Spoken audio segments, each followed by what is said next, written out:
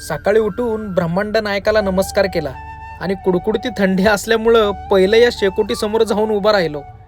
नंतर ग्राउंडला 2 राऊंड मारले तेव्हा कुठं थंडी गेल्यासारखी वाटली. आणि एवढा सुंदर सूर्योदय पाहायचा म्हणल्यावर लवकर उठावं लागतंय बरं का.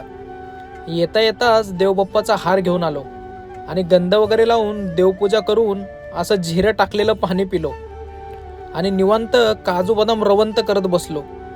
इकडले की एकाच गालाने हसून दाखवत होती.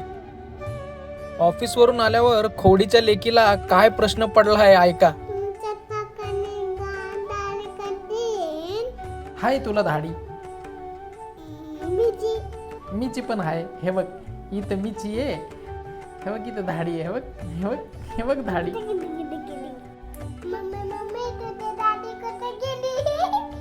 मी कालच केली.